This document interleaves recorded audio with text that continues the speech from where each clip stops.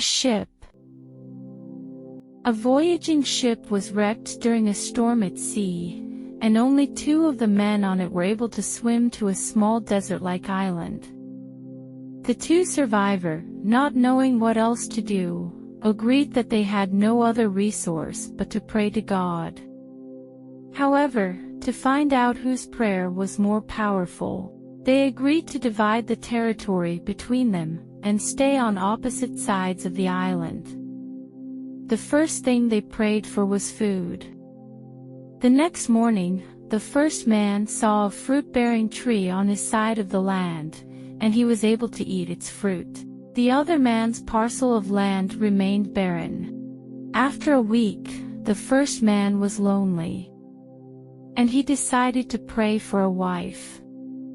The next day, another ship was wrecked, and the only survivor was a woman, who swam to his side of the land. On the other side of the island, there was nothing. Soon, the first man prayed for a house, clothes, and more food. The next day, like magic, all of these were given to him. However, the second man still had nothing. Finally, the first man prayed for a ship, so that he and his wife could leave the island. In the morning, he found a ship, docked at his side of the island.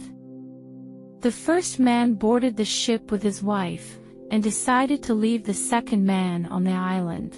He considered the other man unworthy to receive God's blessings, since none of his prayers had been answered. As the ship was about to leave, the first man heard a voice from heaven booming, "Why are you leaving your companion on the island?" My blessings are mine alone, since I was the one who prayed for them.